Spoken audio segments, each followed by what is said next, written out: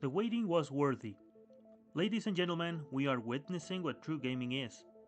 While I say these words, thousands of people around the world are enjoying the Resident Evil Requiem experience. Released on February 27th, this game has been one of the most anticipated from this year, if not the most, alongside with GTA 6. Well, that is if Rockstar decides to release it this year, right?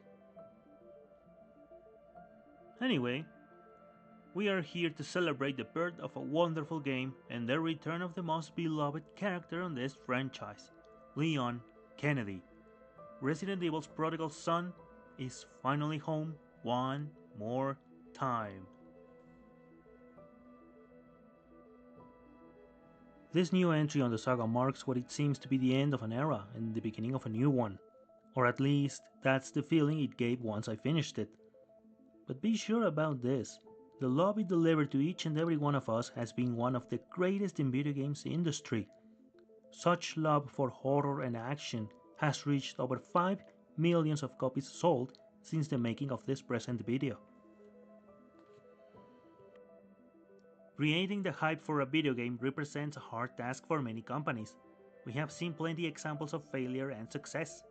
Even a simple image of a product can have a deep impact on how people see it.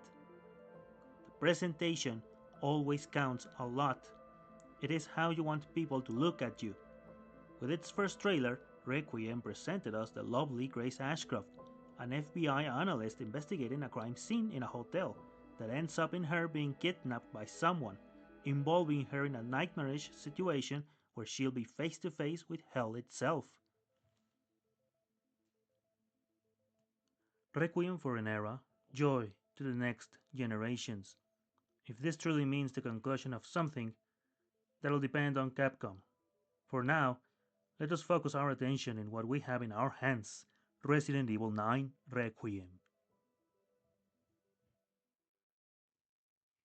Well, where to begin? For this video, I'm gonna divide it into two parts, having my attention split into the two protagonists, Grace Ashcroft and Leon Kennedy. I think it's better if I do it this way. Then I'm gonna check the aspects of these two gameplays, which are way too different from each other, having their unique style, one focused on stealth and the other in pure action. The mastery on these two styles is something out of this world. It obligates you to adapt into two different environments. We have open combats with frenetic action while playing with Leon, giving us more than one option to clean the area and make our way through hostile places in order to reach our next objective. On the other hand, Grace's gameplay is focused on stealth and avoiding combat as much as you can so you can save ammo for specific situations like, for example, the encounters we have with the girl. If I had to pick a word for this, it would be definitely analytical. You need to be cautious in every step you take in all of the zones. The enemies are everywhere, and their AI is far smarter than any other enemies on the franchise. Every enemy in this game has been developed in so many aspects to have this feeling of facing another type of intelligent zombie. Concerning the music, I will say that this is phenomenal. Each and every moment of this game has attention of its own thanks to the music director and lead composer Nao Sato. The brilliance of this shows itself at its highest once you reach the RPD. Just listen to this.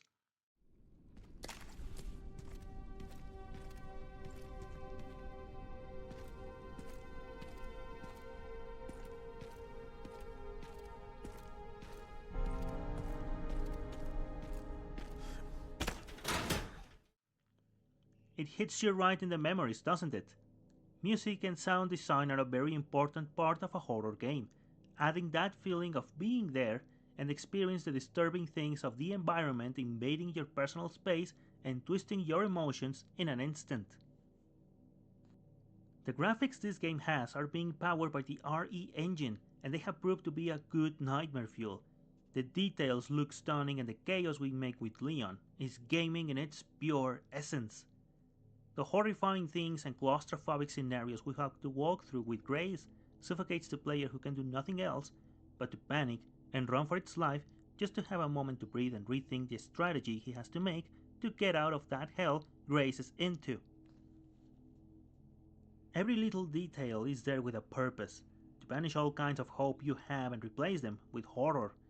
They do this especially with Grace's moments of gameplay, which leads me to finally talk about these two charismatic characters, starting with Leon first.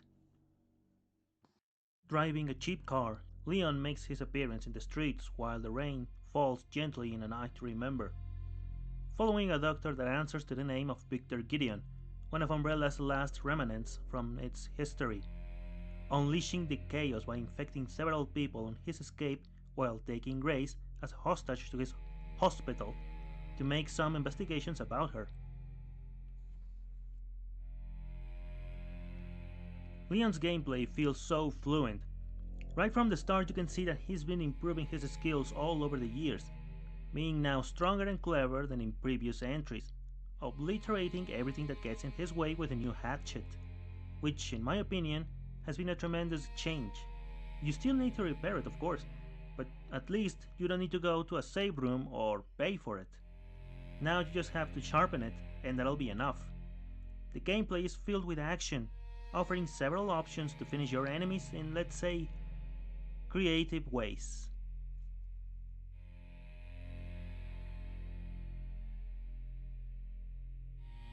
With Leon, you can feel the experience running through his veins, being this an awesome evolution in the character, from being a rookie in Resident Evil 2 to have a mastery and a PhD in killing zombies since 1998.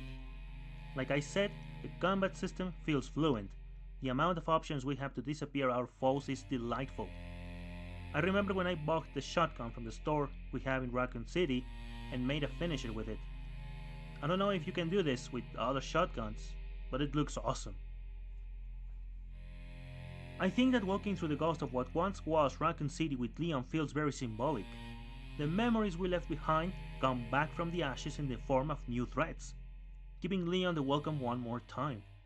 We see remnants from the civilians that once lived in this city, haunted now by the ghost of Umbrella.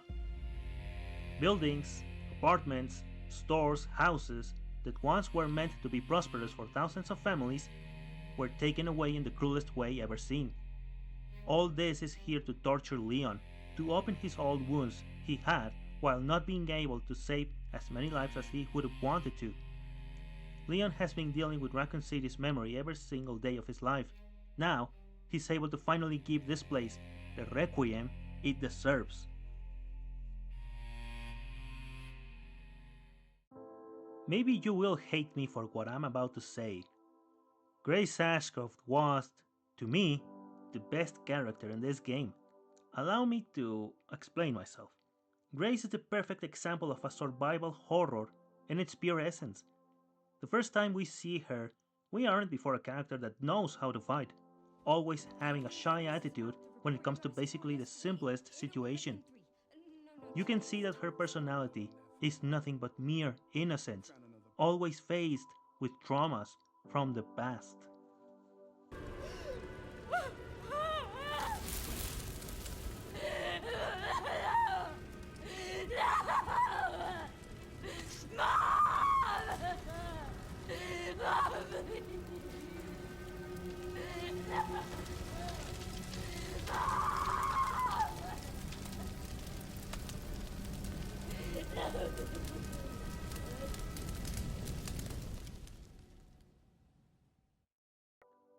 Grace is not a fighter. She's not an expert with weapons. She's a normal human being whose fortune seems to fade when she gets kidnapped in Gideon's care center that operates more as a laboratory. Grace is another victim, suffering the most unnerving situations Umbrella has put her into. Witness of the horrible experiments of these unhuman beings, she has to go through hell itself and make it out alive. Grace didn't even have the time to assimilate the recent events. They just happened all of a sudden. She's now part of this Twisted Games, Umbrella's last skeleton made, following the steps of his master, Oswald Spencer. And I think Twisted seems to be a suitable word just because of this.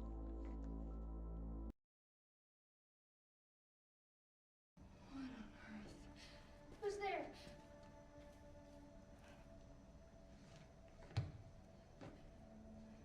Is someone there?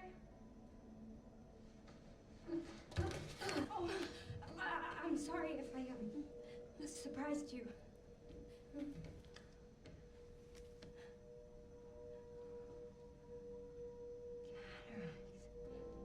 The obsession, in any of its forms, can unveil the biggest evil of ourselves. It is a demonstration of the horrible things the humans can do if we let it get into our heads. Victor Gideon's biggest dream is to succeed Spencer's old vision of the world: power.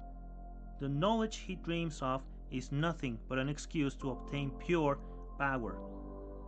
Emily is the victim of Gideon's latest experiments.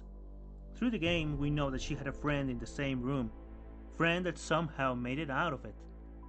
That girl resulted to be this monstrosity. Grace's stress at this point is at its highest, but when she carries Emily on her arms, she gives her some kind of hope, redemption for what happened with Alyssa many years ago. Sadly, or at least in that moment, Emily ends up suffering of a critical wound that culminates in her death, with Grace witnessing by first hand what Umbrella's morbid experiments did to a poor child. The frustration invades Grace's soul. She really wanted to make amends with her past, but all that is taken away when Leon decides to deal with the threat. This scene is to me so symbolic. Leon sees himself in Grace's frustration when she yells at him this. I wanted to save her!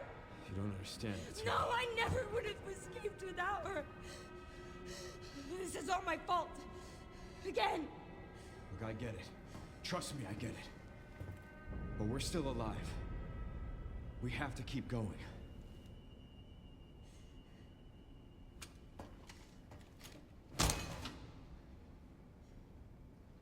No. Grace. He's familiar with the feelings. The amount of sadness he carries till this day since Raccoon City's incident is now reflected in Grace. Emily was her hope. Grace's gameplay is meant to be uncomfortable. The first time we face a zombie in the hotel, trying to escape, we realize that we are not controlling an experienced agent. We can't even manage to shoot properly. Escaping the girl, we find out that this is pure survival horror. Everything involving Grace's gameplay is perfection. The way she runs, the way she shoots, you clearly see that her skills are not meant to be aggressive. Stealth is the way to survive. That is why they provide her with the Blood Collector, a tool that can create several items like bullets and healings, and they give you the opportunity to create the Hemolytic Injector, which you can use against the enemies to instantly kill them instead of wasting bullets.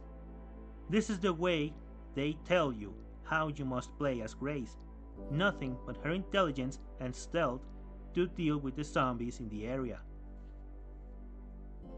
Both characters give the video game the perfect balance between horror and action. Leon basically being John Wick by obliterating his enemies, and Grace having a development as she witnessed that monsters wear many faces. No matter how fancy the suit is, the disgusting truth is revealing itself in every blood cell of the person wearing it. Nick Apostolides has made a tremendous work. His voice gives Leon the experience of a soldier with many stories to tell. And oh boy, Angela Santalbano delivered the greatest performance in the entire franchise, and one of the best in video games history. She perfectly embodies what pure and raw horror does to a person that witnessed what hell looks like. Grace was my favorite character in the game. The actress did a perfect work, and you really feel her fears, her pain, and her calmness. You just want to give her a hug and protect her by any means necessary. I don't care what other games comes this year. To me, she is the greatest performance of 2026. Thank you, Angela Santalbano. This has become one of my favorite games in Resident Evil franchise, and I'm thrilled for what they'll be cooking for us in the future. For now, it is fair to say that they nailed it once more. I hope you enjoyed the video. Remember that you can help me by giving a like and subscribing to this channel. It would mean a lot to me. Let me know your thoughts on this game. It'll be an honor to read you all. I wish you the best of the best to you and your beloved ones. Raven, out.